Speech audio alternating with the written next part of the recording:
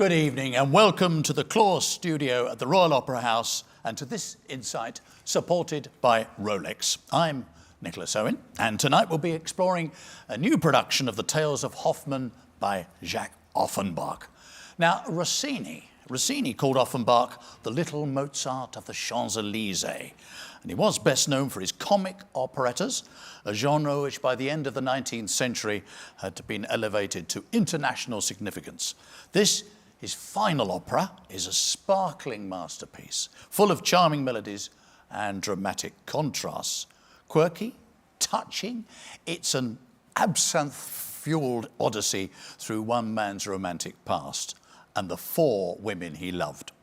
But the more he drinks, as always in life, the more he drinks, the more the line between fantasy and reality begins to blur. Offenbach's fantastical opera is a dizzying adventure through four technicolor illusions of love. The Olivier award-winning director Damiano Micheletto returns to the Royal Opera for a new production of the Tales of Hoffmann. The conductor Antello Manacorda, with whom Micheletto previously collaborated on Carmen, leads Juan Diego Flores and Leonardo Caimi, who share the roles of the poet E.T.A. Hoffman. Alex Esposito as the four villains, Julie Bulianan as Niklaus, and Erminola Yaho, Olga Badova, and Marina Costa-Jackson as Hoffman's unforgettable trio of lovers. We'll hear more from the cast and the creatives involved in the new production later. But to begin this evening, let's hear some of the music that brings this opera to life. Will you please welcome the soprano Olga Badova, who is singing the role of Olympia, accompanied by the assistant conductor Andre Caligaro.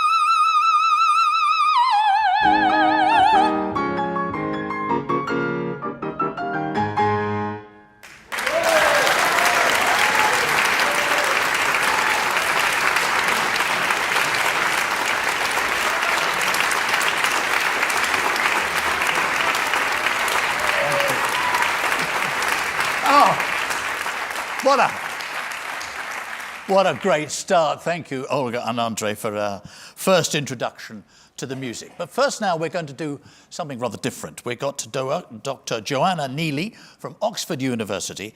She joins us to introduce us to the weird and wonderful world of E.T.A. Hoffman. Please give her a big round of applause.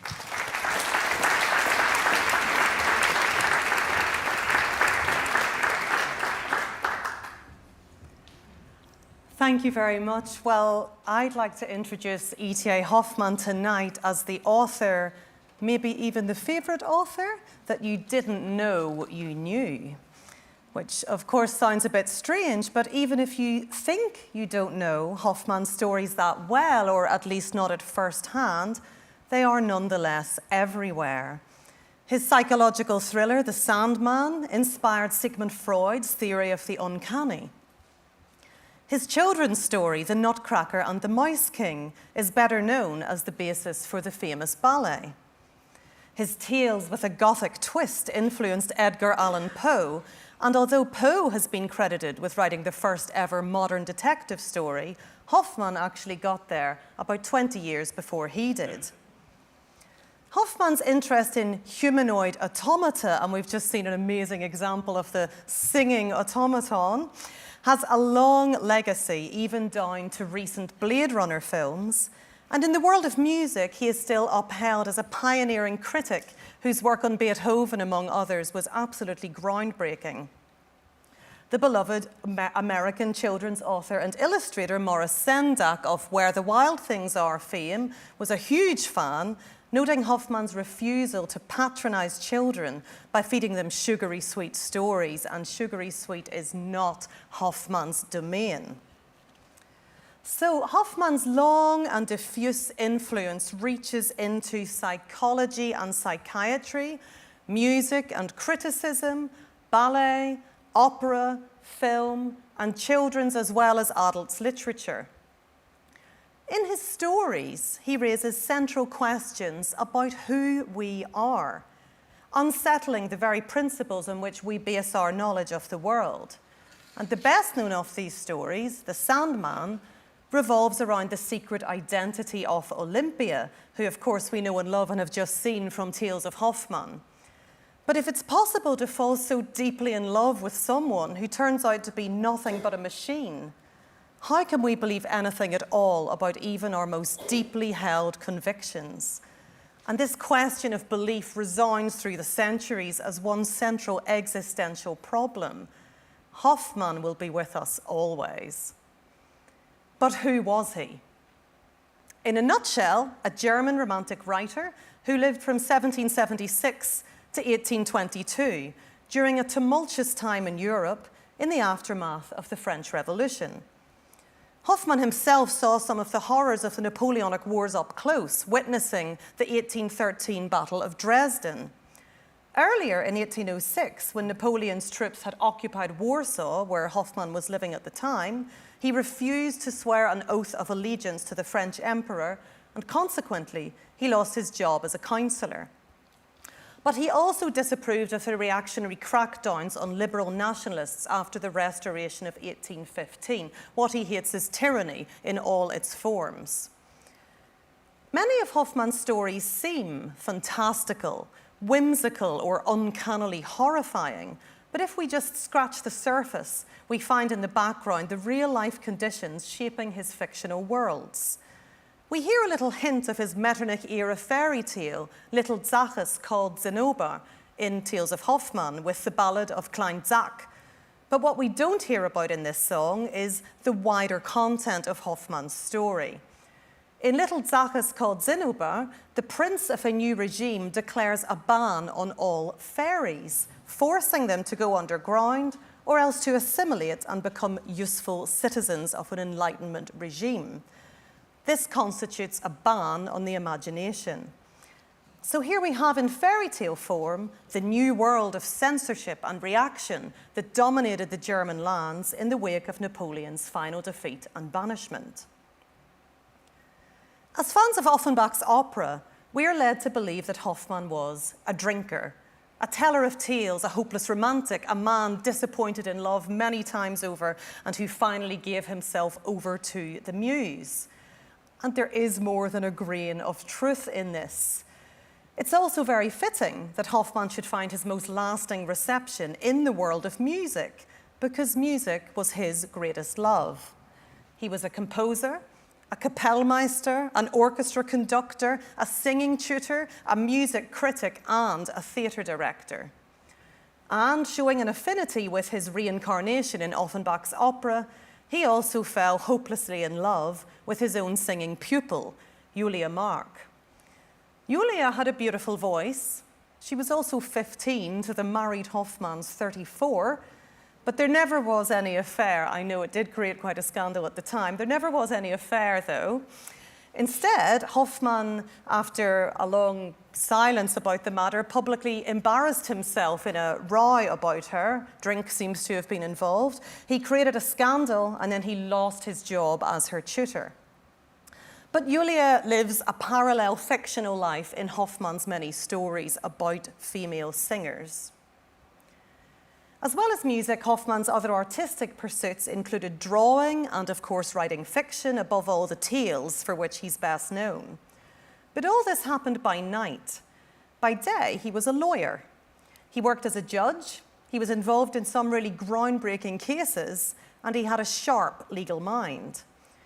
The world of legal and civil service bureaucracy, sometimes deadening to Hoffman, is nonetheless another example of the real life that became transformed in his fictions, so that flights of fancy find their roots in the everyday. And so not all of Hoffman's heroes are poets or artists or musicians. In the fairy tale, The Golden Pot, the hero Anselmus at first cherishes the lofty ambition of becoming a privy councillor and marrying Veronica, the daughter of a slightly higher-ranking civil servant. But soon Anselmus becomes immersed in the mythical world of Atlantis, which leaves its traces lurking along the banks of the river Elbe in Dresden, just waiting to be discovered by someone with enough imagination.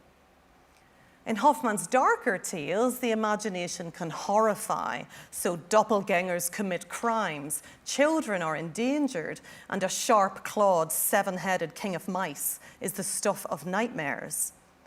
But on the whole, actually, for Hoffman, the imagination is a balm.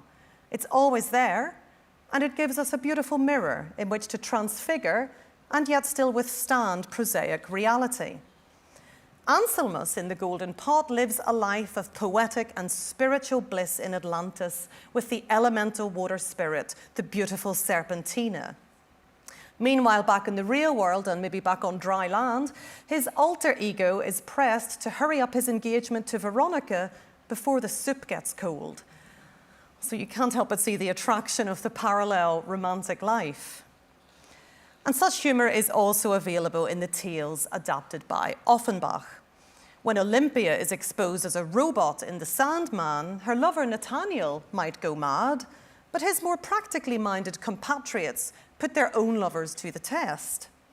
Keen to make sure their girlfriends aren't also robots, young men now demand that instead of being perfect, the women should now dance and sing out of time, fidget when spoken to, show that they're bored, and even, to the great horror of many, express their own opinions.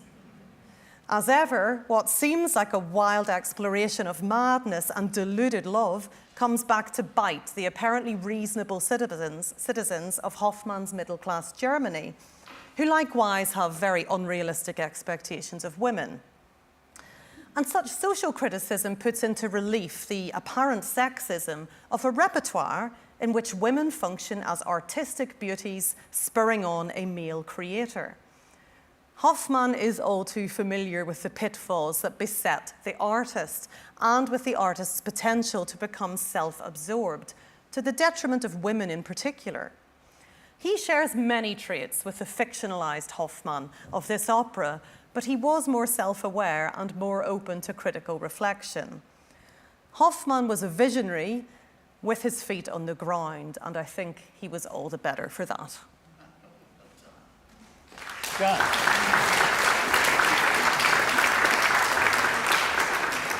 Thank you very much indeed. That was all very fascinating. You know, and Hoffman, there's a quote here, he considered music to be the most romantic of all the arts. How do you think he would have regarded this opera?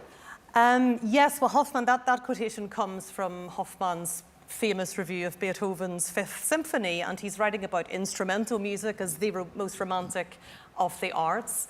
But he also writes extremely positively, of course, about opera, noting that the music of opera comes together with the words and kind of clothes them in this essence of meaning and essence of feeling. I think the major reason Hoffman sees music as particularly romantic is that ability of music to capture, sometimes even in one single moment or one performance or even just one note, a dissonance of lots of different feelings that's inexpressible in words, but that music has the power to express. So I think, for example, one can feel joy and melancholy at the same time, or love and disappointment, and these things can fuse together in music. And I think with Offenbach's opera, that would work well, because you have the humorous moments undercut by melancholy and brought back again to humor, for example, in the Ballad of Klein Zack. I also think the wonderful aria we've just heard from Olympia, the beautiful, beautiful, heartfelt singing, and yet that's a robot singing it all, an automaton, which we see as she keeps being wound up again and having to be restarted. I think he would have appreciated the joke in among the beauty. Yes, yeah. I mean, the stories are so imaginative, aren't they? And they've inspired so much beautiful music. Do you think the operas and the ballets that come from these stories, do they do that imagination justice, do you think? Do the operas and ballets do the imagination justice? I think that depends on how they're directed and how they're staged. So particularly in balletic adaptations of Hoffmann, there can be a tendency to reduce the humor or reduce the darkness. The Nutcracker would be an obvious example. There's a lot of darkness in the Nutcracker, and there's alienation of a child from her family in Hoffmann's story. And in some of the balletic settings, that's repackaged up as a Christmas treat for families, and it's not actually that family friendly in the original. But there have been adaptations that get that sort of darkness through. Matthew Bournes, I think, is a great example. He admired the Hoffmann original, and Maurice Sendak designed the staging for a Pacific Northwest ballet in the 1980s. So that kind of Drosselmeyer figure, for example, unbelievably threatening. I think you capture Hoffmann where you allow for dissonance, and if you try to simplify him, not so much. Right, okay. Joanna, thank you very much indeed. Thank you. Thank you so much. Well,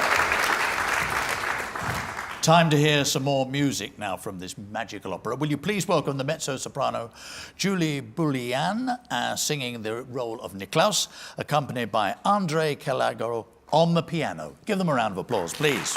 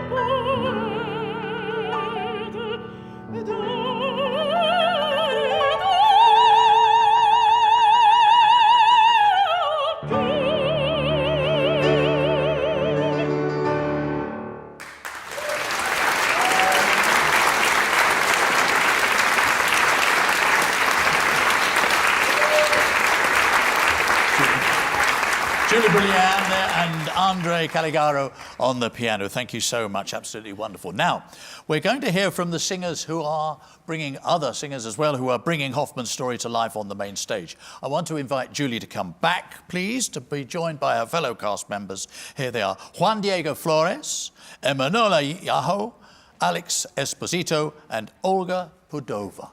Will you please join me over here? Wonderful. Get our order right. Yes, you know where you are. That's it. Excellent, excellent. That's it. Jolly good. Everybody in the right places. That's the most important thing of all. That's it. Well done. Lovely. Okay. Right. Well, you've come from rehearsal today. Tough day, was it? Who wants to start? Who wants to start? Was it? Well, yeah, I can start. Yeah, we had a long day, but I'm having a lot of fun with this production because I'm actually a parrot. Well, to be exact, I'm the soul of a parrot, which makes it very interesting. Yeah, so that was it for me today. Experience, played it before? Yes, yes, but this one is really out of the box. It's a completely new concept of the character, which makes it very exciting. Yes, okay. Now, Juan, you've shared the title role of Hoffman in this production with Leonardo Caimi. Can you tell me about this character? We've heard a lot about him, a poet, passionate about the world, but give us your take. What sort of person is he? Well, he's a full man, let's say, in every sense, because he feels life more than anybody else. I think his sensibility is exacerbated, let's say, and he has a big imagination, of course. In this opera, he's a guy who is old in the beginning, then he becomes very young, like Benjamin Button in a way. So he's a schoolboy, maybe he's 8 years old. And that's when Olympia happens, the act of Olympia. So he's at the school, and he's actually dressed as a schoolboy. Yes, true. And then the next act is Antonia, and in Antonia I'm a younger man, let's say. And then in the last act, which is Giulietta, I am an older man, but not really very old. And then I go back to being old again, because it's back to the tavern when I have told the stories of my loves of my life, and we are back to being old. But it's a very imaginative production. And actually, we were going to do it at the Royal Opera House for the first time in 2020. Right. Yes, this was supposed to be the first theater where this production was meant to be premiered. And there was coronavirus. Yes.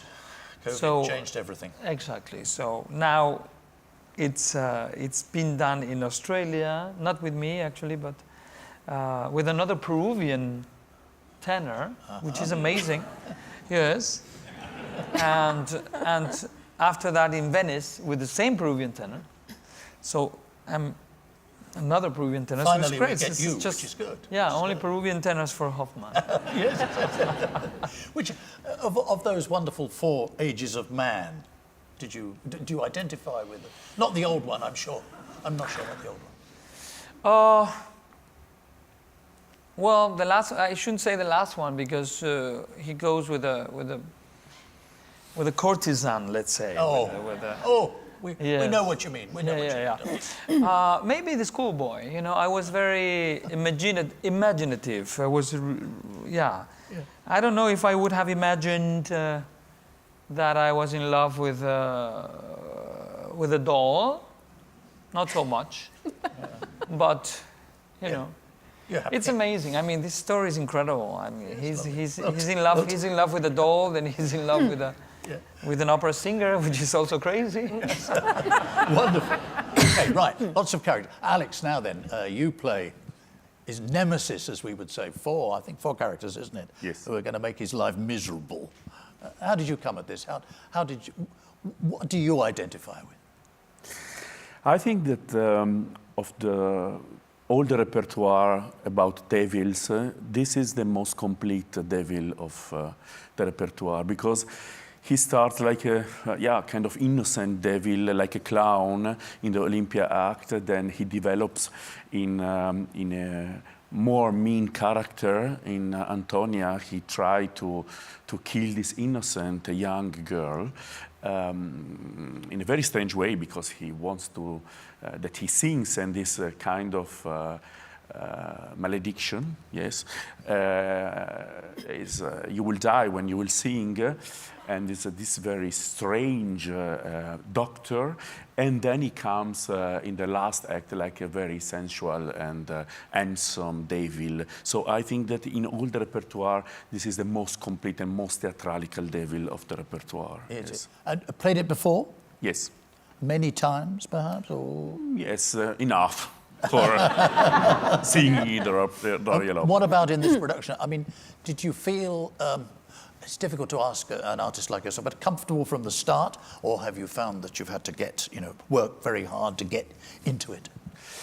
I have to say that it's a very physical production, and sometimes it's like musical moments. You have to quite like dance, like to interact with the dancers, and very physical, because you have to jump somewhere. And the character is very. The four characters, they are very studied, very. Then I did already this production in Venice, and I worked a lot with the director, and yes, I think that is very interesting production. Right, good, you enjoy. Now, Emanuele, you are a young performer whose talents turn out to be fatal. Yeah. You must avoid singing at all costs. That is how it works, doesn't it? Exactly. Explain to us what is involved. Antonia is she's a young singer, and she has that kind of the story. It's like a malediction, let's say, because her mother, she died because she was singing. It was that kind of illness, okay. And her father, he's so protected, almost suffocating her, to avoid to sing too much, or to meet Hoffman, who's supporting her to sing together. So yeah, but in this production, I will do more than singing, because in this production she's a dancer as well. So her mother was a dancer, so at the end she's singing and dancing at the same time, and I don't want to spoil too much, but it's so, physically speaking, is a challenge, and emotional, and always the artists, we put something from our personal lives as well. I feel so connected, because my mom, she never saw me singing on stage, and in Antonia, in this opera, it's exactly the same. So she's listening the voice of her mother. She wants to chase her mother, and until she dies. So somehow, emotionally, I'm so connected to this role, and to share the stage with these wonderful colleagues and the others that they are not here, with the conductor, everyone, and with the dancers. It's going to be really, really interesting, because we have singers and ballet dancers, so it will be completed. I think Antonia is a complete artist, a singer, a dancer, and a dreamer. Why not? And your mother never heard you sing? Never. She never heard me singing, and unfortunately, she died before she witnessed something like that. So, and somehow I missed that. And in Antonia, of course, I'm not young anymore, let's say, but I'm still, we are kids or children of our parents, even we are 50, 60, 70 years old. So it's something that emptiness that, our parents left to us. So. Did your mother see you dance? No. Neither that, no? No. Before all of it? Yeah. Oh, so and somehow it's emotional. So yeah. that's why I love it. I've done that several times, but every time it's like, you know, it's the child that inside of us that, yeah. So. Right. Julie, we heard you earlier on singing and doing marvellously well. Getting into this role, how difficult was it, or was it something that you could identify with straight away? How hard have you had to work on it, what I'm saying? Musically, it's always a surprise, first of all. You have to really, really check the score when you get hired for Hoffman, because you think you know the score, and then you open it, and this version is completely different, because there are like 8 different versions, and you know, people mix them. So this time I'm singing an aria that I had never sung, which happens to be in a higher register, and I'm having quite a lot of fun with it.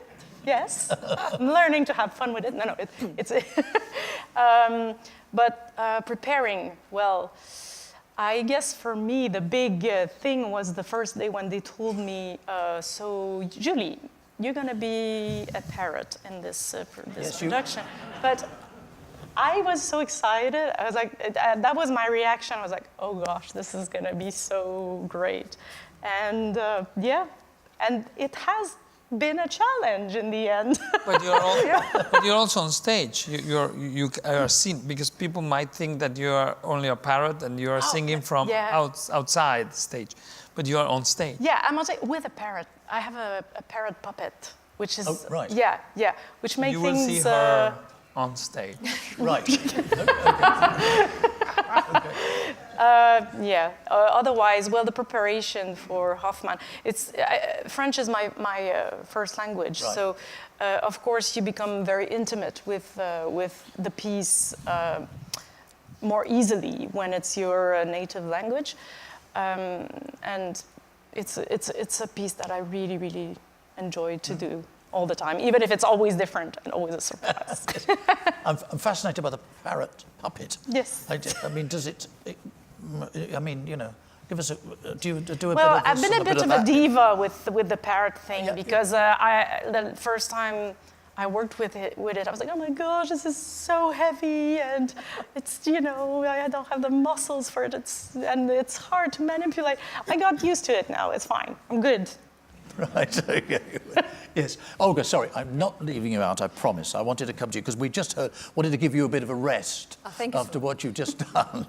I mean, that is one of the most difficult pieces ever written for a soprano. Don't be modest about it. It is very, very difficult, isn't it?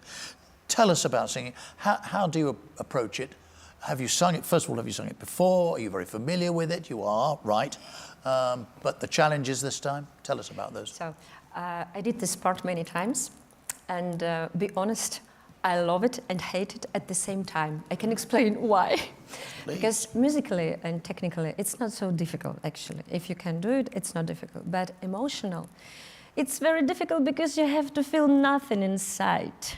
And yeah, just you have to be empty to show this robot or doll, it doesn't matter, yeah? And all the time, I prepare myself, feel nothing. Because for me, I hope everyone will agree with me, it's very important for singers to have these emotions inside, these feelings, to pass it through the singing. It's very important. It helps us. And when you have to sing a part as Olympia and you have to feel nothing inside, it's a bit difficult sometimes just to take yourself and come on, you're nothing, but you have to sing perfect because it's difficult music and it should be exactly, every note should be in the place. And this part of this music, it's difficult. Indeed. This production, have you been given or have you brought to it different things? You've said you've played many times before. But yeah, but in this production, actually, I like to do everything because we have to do a lot. I'm doing all the time something on the stage, and it's really great.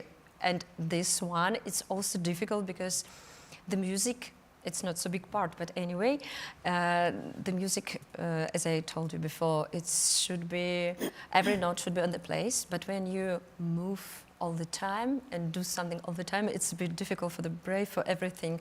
But this is a challenge we have in this part. And I'm very glad that in this time Olympe, it's not just a mechanical doll, it's a really little robot.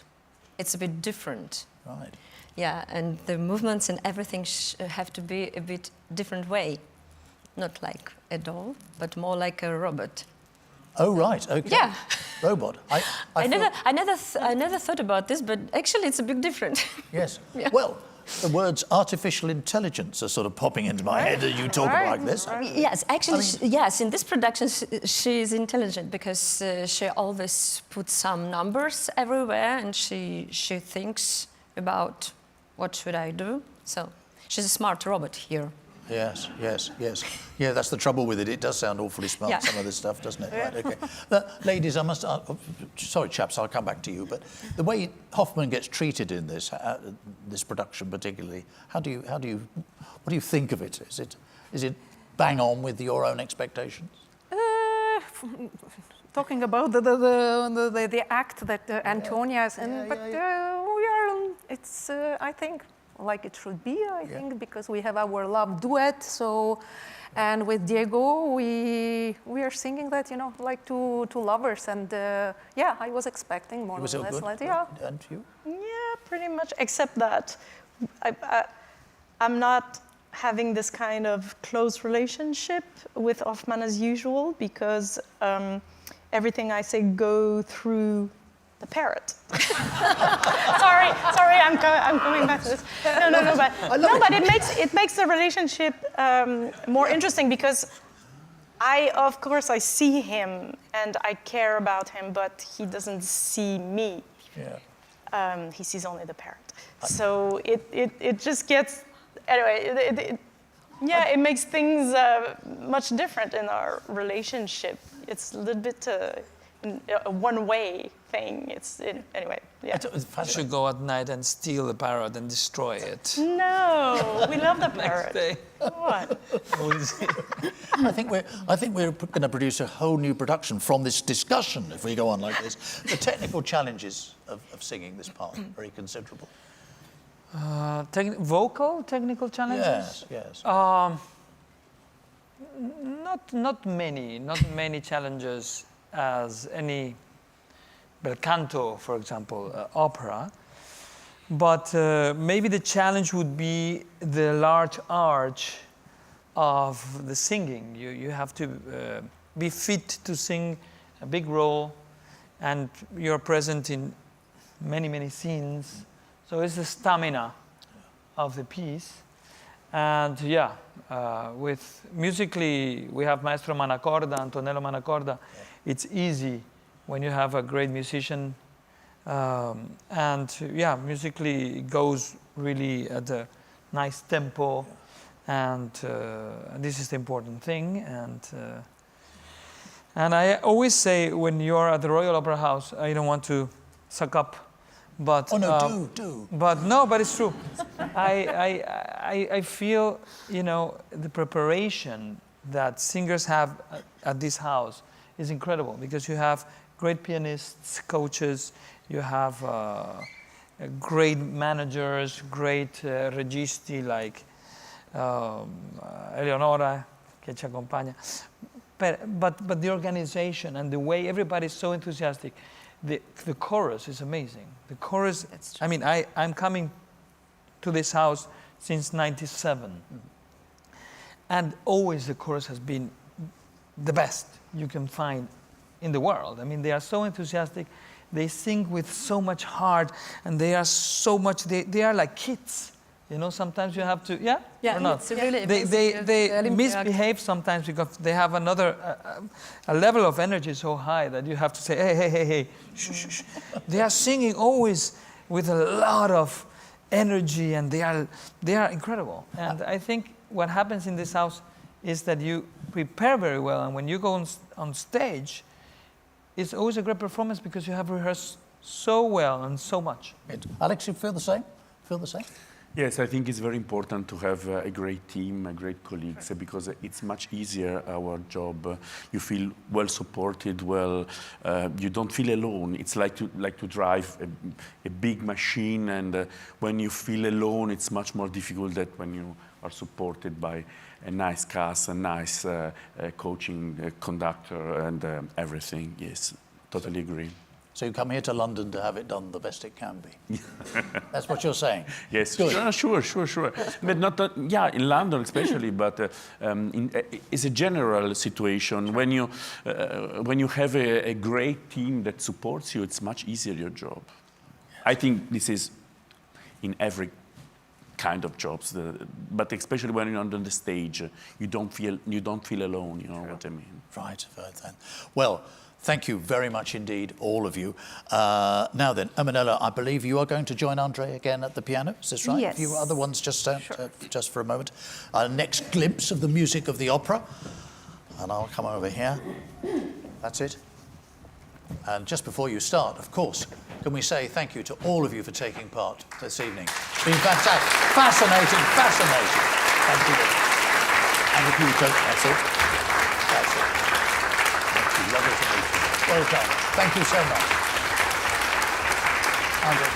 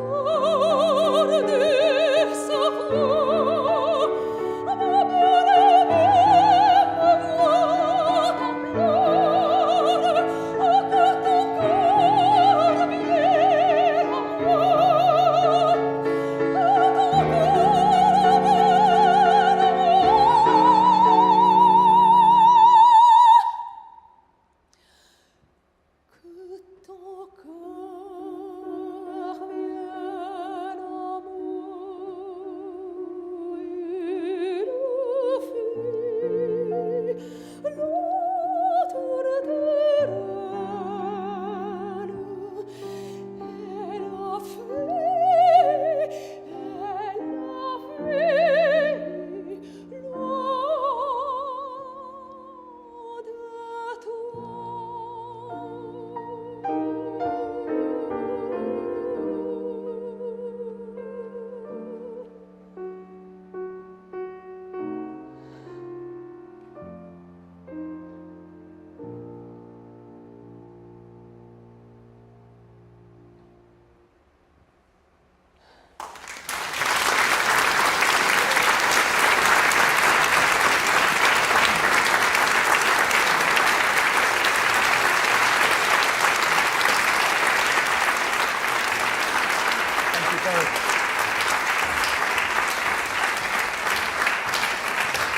Thank you so much. That was wonderful, wasn't it? Now, to give us a sneak peek, you might call it, at the Royal Opera's new production of the Tales of Hoffmann, I'm delighted to welcome now the conductor Antonello Manacorda and the assistant director Eleonora Gravagnola. Thank you both for joining us. Please.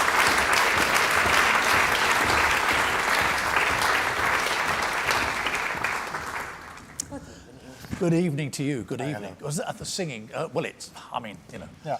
I'm all of a, because you can tell, very excited by it. Sounds fantastic. Now then. You want to know about parrots, I Pardon? suppose. You want to know something about the parrots? Yeah. Parrots, yes. I'm very interested in parrots, robots, artificial. I never imagined we would be going this way, but there we are. That's jolly good. No. That's good. Now, listen, you brought earlier this year, you were putting together Carmen for us here.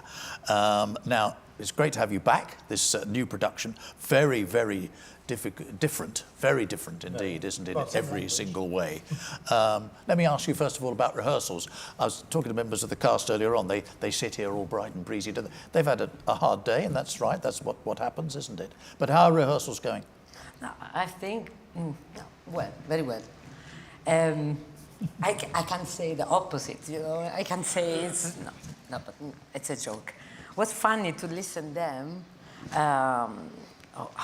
about each character, because it's exactly how was the rehearsal the last 3 weeks, because they receive all my information and they become to work on. And as they said, the direction is very physically. We ask a lot during the singing, and the music is not easy.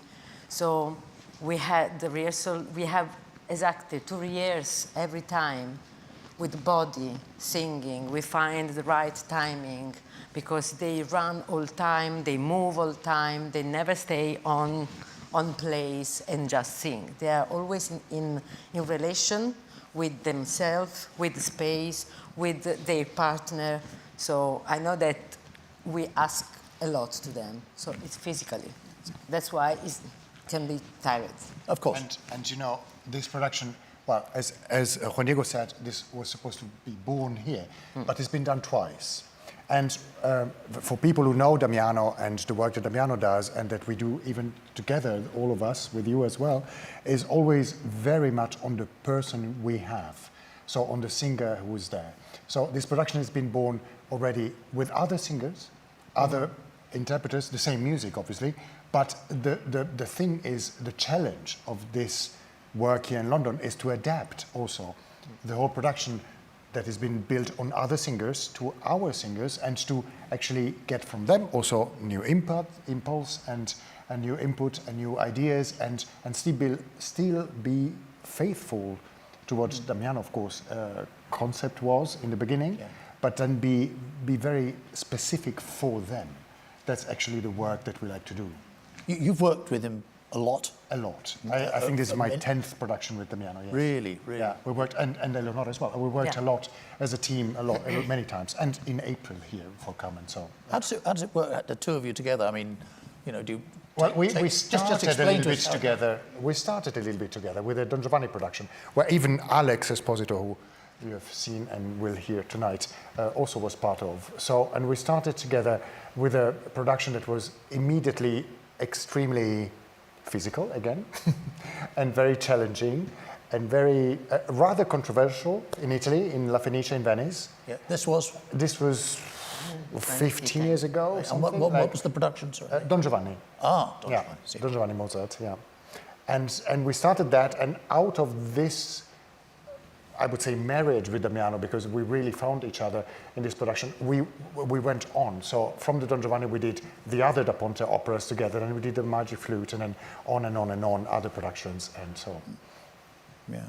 Right, two of you, I mean, this is behind-the-scenes stuff that fascinates audiences like this, understandably. How does a typical rehearsal work? Do you start music first, or let's do some singing first, or how does it work? Just it depends very much. It depends very much. I mean, this time we are actually doing everything a little bit together.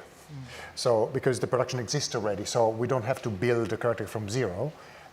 The character is theatrically built already in the previous editions of this production. So we adapted, as I said, to our singers and also to me, because I didn't do this production yet. So my tempis are different of the other conductors' tempi as well.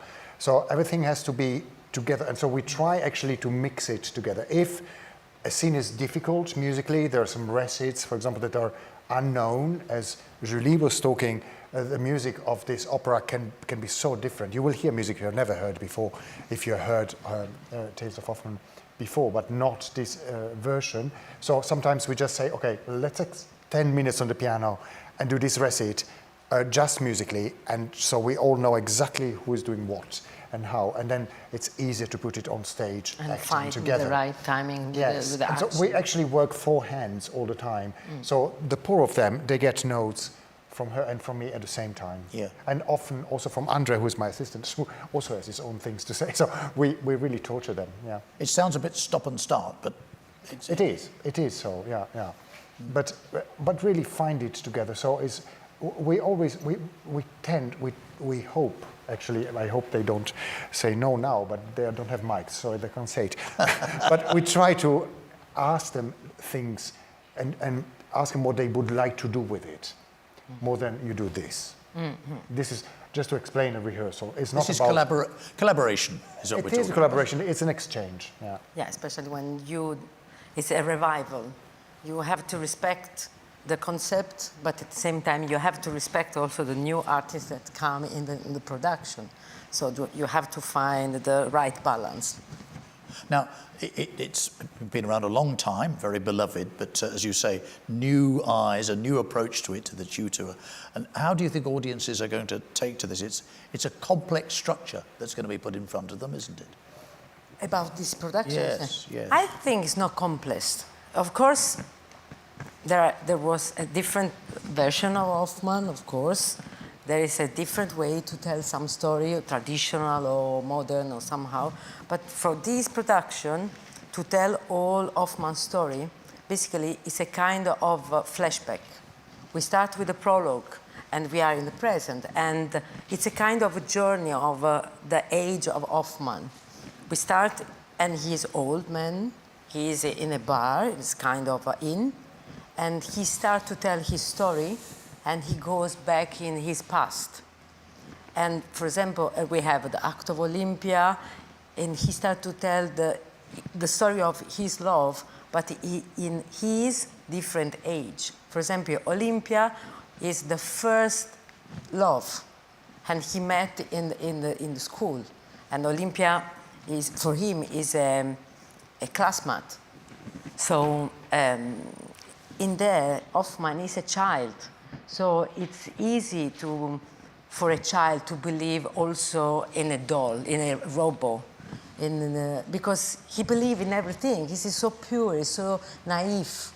So that's why he loves a doll, not just because he's stupid or it's just because it's child, and it's like more like a Pinocchio. It's child, yes, absolutely. Then with Antonia, he grew up. He grew up and became a young man. And this love story is the story of the adult love, when you want to support your partner and you believe in love, you believe in love. But then he grew up and we have Giulietta, and the point of view of this love is no more as before with Antonia, but become more cynical, because how with Antonia didn't work because Antonia died. So he become, how you say? Yeah. Yeah. Bitter. Yeah. Yeah. Bitter. So good word. that's Toughened. why. Yeah. Exactly. So that's become cynical. It's not love, but become more perverse, sexual game, some kind of this. Well, and also for the stage, for the set, in each act we have a different place. Olympia, we have a school, and he's child with the uniform. As we heard, yes. Yeah, and then in Antonia, he looks more casual because he's young, and we are in as Ermonella said, I am, in this production, I am a singer and dancer, because we said just, you are an artist. So, and think that your mother was a ballerina, was a dancer, and your dream is become an artist as your mother. So the Antonia act, the set, is the school of dance, where Antonia lives. And then we go in Giulietta act, and how the love is more cynical, is more sexual, perverse game. The set is a kind of nightclub. It's a kind of hotel. It's ambiguous place, exactly because he changed his mind about love. And then we go back in the present, and we will go in the same place where we start the prologue, so the inn, the pub, let's say that. So that's why it's a kind of journey. When he finished the prologue, he said, okay, do you want to know my story about my love? Now I start with my first. And he changed on stage. He changed costume, and he became, that's why he said he's a kind of Benjamin Button, yes. Because he go back, because basically all tell is a flashback. Yes, yeah.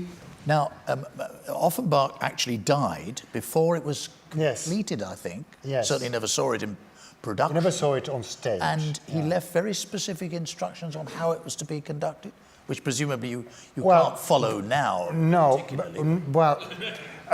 or don't follow now. On this opera, there's been done so much work, like in no other pieces of the opera repertoire, in research on the music, and there's been so much music found in the last, I would say, 12, 13 years, especially from one musicologist in France, Jean-Christophe Keck, who found like papers with an aria here, a duet there, a recit here in castles in France, in villas, in museums, in libraries. And there was so much material, new material found in the last years. That's why there are so many different versions. There's no so many different versions of Hoffman, as Julie said, but there's like so many different possibility to do this opera. So there is one editor who put everything together, and then very often you have a number, and then after that number, there's like 4 different possibilities how to go on. It's like a game. It's like a video game. Then you decide which room you go after and which aria you're going to perform or duet you're going to perform. So as Eleonora said, theatrically is to follow is not a difficult thing to follow the story. Musically, it is quite difficult to follow, and especially for our singers, it's quite difficult because many of them sang other productions, and when you sing a production, you personify a role, a persona on stage, and you really live in it, and you will never forget what you learned. And now you have to forget it, actually, and learn new things. So we are challenging them all the time because we give them new piece of music all the time because this story goes that way and this way and like that. So I remember to put this opera together with the musical theme of the Royal Opera House during the Corona time, just before the Corona time, I really have to thank the Royal Opera House because it took them so much energy to put this version, let's say, of the Hoffman Tales together. So it's an unknown piece for so many people. Indeed. What you will hear. We heard about the dancing was mentioned, and important in this production. I mean, it's yes, because they become the creation of the fantasy of Hoffman. So they have they change character because they come from his mind, basically. He creates the surreal fantasy character, and that's what will be the role of our dancer. Now, we heard earlier on great words about the chorus. And of course, you know, Royal Opera House chorus is very proud of them. Pardon? Orchestra too. Oh, of course. Perhaps we'll do the orchestra in a moment. Let's just talk about the chorus first. give them their moment. Yeah. They have been. How would you describe their work? As usual, amazing. So they're so prepared. Then it's amazing because basically, if we think about the 3 acts, Olympia is a comedy. And how we ask to Hoffman and Olympia or Spalla to be children, we ask also to the chorus to be children. all the chorus They're really great, are children of 10 years. Yeah. So they enjoy to be children and make noise in the class. It's a comedy, so they have this quality with body.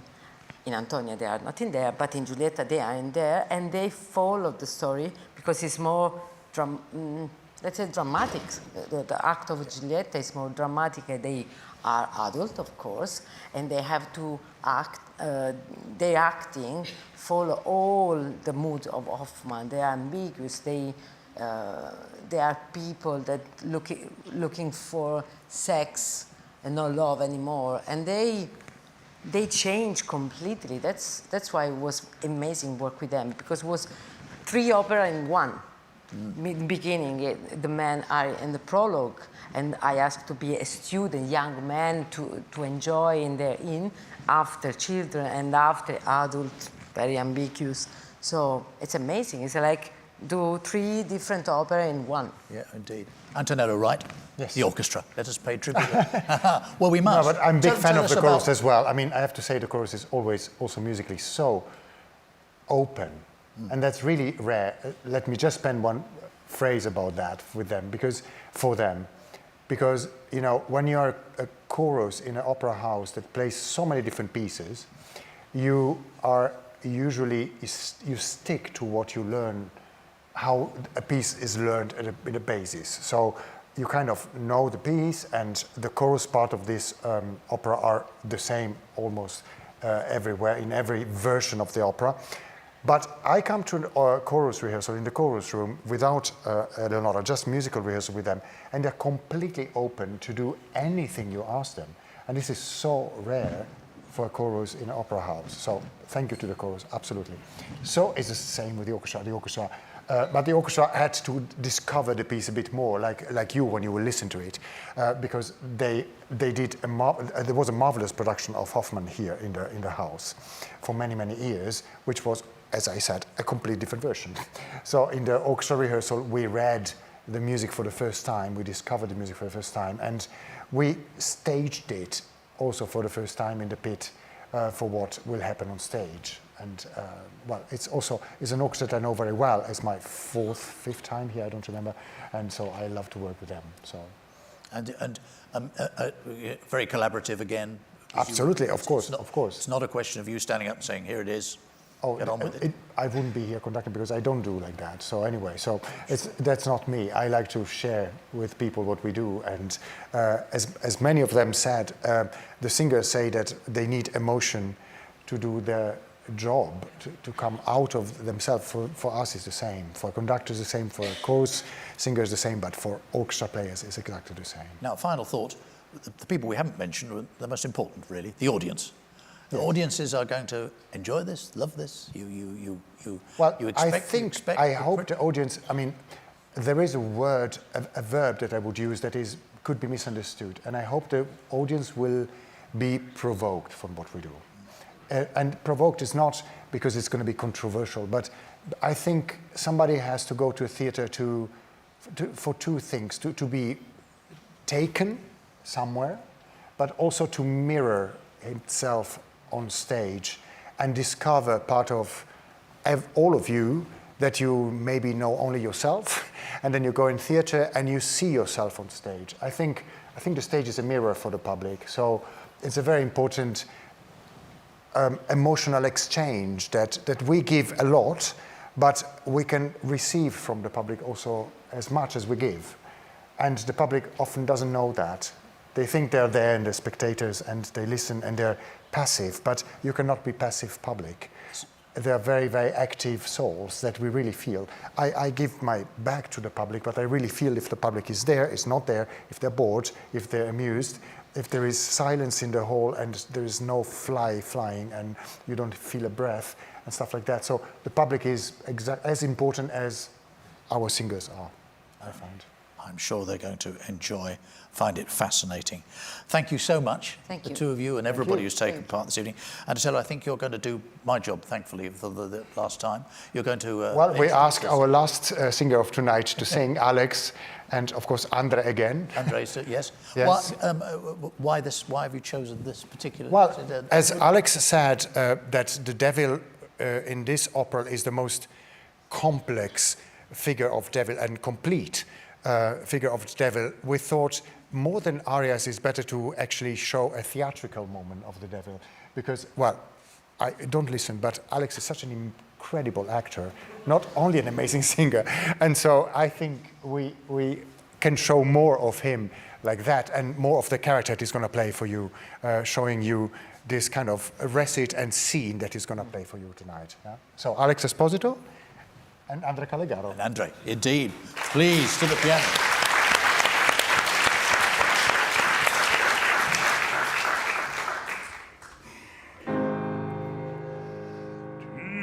Chantera plus, sais-tu quel sacrifice se pose ta jeunesse et la-tu mesurée? La grâce, la beauté, le talent consacré, tout c'est bien que le ciel t'a livré son partage, faut-il les enfouir? L'ombre ta ménage, sais-tu quel tout plaisir de garder le destin? Que les moissons de fleurs viendraient chaque matin, que ta paupière encore, ta demi fermée, réjouirait par ton alcôve bouillé. N'as-tu pas entendu ta sœur réveillée, ainsi qu'une forêt par le vent balancé? C'est tout frémissement de la foule pressée qui murmure ton nom et qui t'essuie des yeux le soir clarté confuse de la scène. Quand ta voix dans le cœur émeut les passions de ce peuple amoureux qui te salue en rêve, n'entends-tu pas déjà les acclamations? Voilà l'ardente joie et la fête éternelle.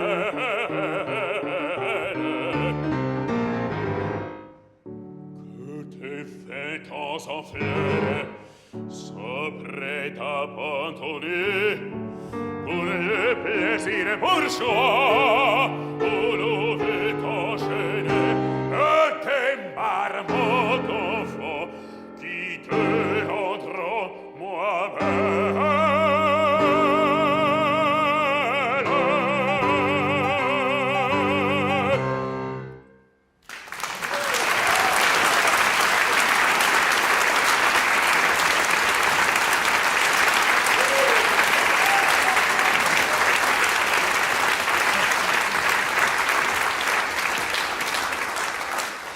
Thank you so much, Alex and Andre, and before them, Anatola, and Eleonora.